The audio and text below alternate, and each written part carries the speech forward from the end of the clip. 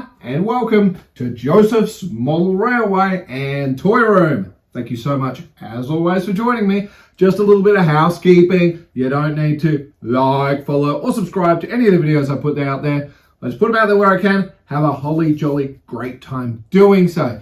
Now, this video, why did it turn up at this time of the week? This isn't when I usually put them out. Well, don't worry, it's not part of the usual series.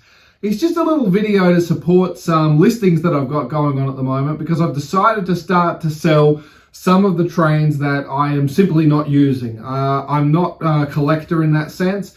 I know what I like to see on my layout, and that's pretty much it. So over time, I've just accumulated some that I don't even know where some of them came from, but here we are. So let's just dive on in.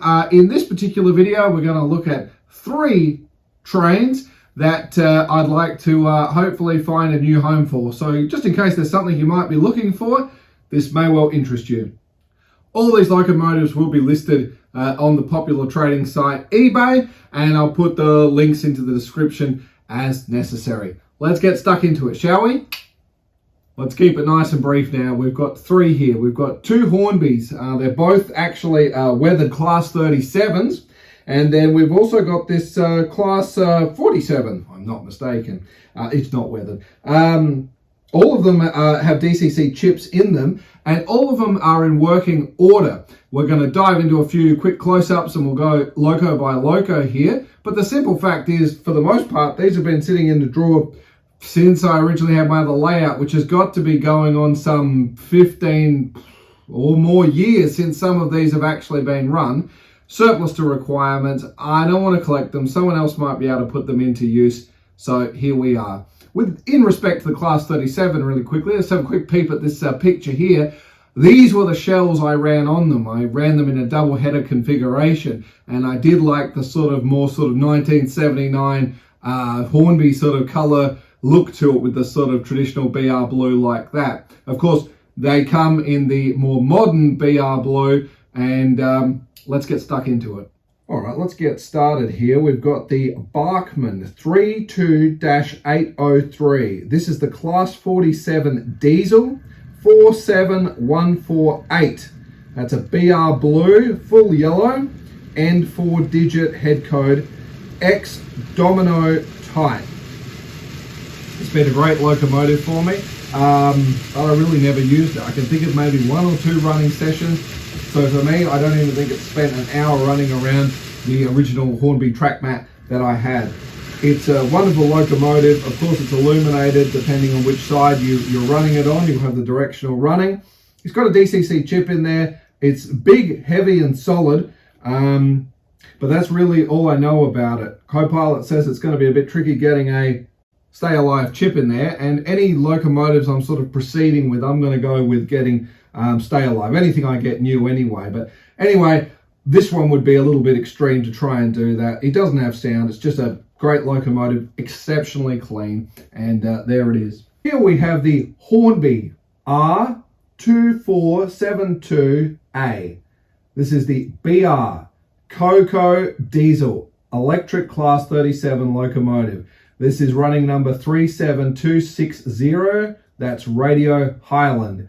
A beautiful weathered locomotive. It is running, as we can clearly see on the running road, but it can be a bit of a rough runner on the layout. I actually think it, as I said, they've been in the box for quite some time. I think it probably just needs a little bit of a clean up, maybe a lubrication and a good run to blow the cobwebs out. I'm not too sure. But look, it is running, so that's the best way I can say is that it's working. How well it works, I'm not putting it on the layout. I'm not running it with coaches or locomotives or anything like that. Now we have the Hornby R2472B. This is the BR Peco diesel electric Class 37 locomotive, running number 37261. And this is the Caithness, I think is the way it's pronounced. And if I'm wrong, please do correct me. Both of these locos were purchased new, and I've got this suspicion they may have come from Hobbyco in Sydney when I was on a trip down there. I can't truthfully remember the full story. Again, sitting in a box for for far too long. But originally they did have this head shell I was running on them, and you can see my little homemade I didn't have fancy Dremel tools and fine files then. I don't even know how I ended up carving those little holes out exactly, but enough that it would just plausibly sit on top. And then I matched them together as a double header locomotive. DCC chip, of course, and anyone that knows how I set my DC chips up, I can tell you the number of this would probably be, all DCC chips, usually the running number is usually the last 2 digits on the running number. So if this running number was 61, then the DCC address would be 61. Of course, for all of you interested, you will of course blow it away and just put address number 3 and then do whatever you need to do. But they do have a chip in them, and we can see here once again running, and it runs. But how well it runs, I really don't know. Girls and boys, ladies and gentlemen, look, that's going to do it for this video today. I'm not going to lie, I mean, I'm not huge on sound, but lighting is a big thing, and I suppose stay alive. And of course, I never thought my layout would look like this, so it's a big factor that I want to come down the avenue of having weathered locomotives and rolling stock from this point moving on forward. So as a result, that's why we're going to step up the games now, and it's time for something new that we'll start exploring. But thank you so much, as always, for joining me. Please do stay safe. If you're interested, please check out the listing, and we'll see you in the next one. Toodles!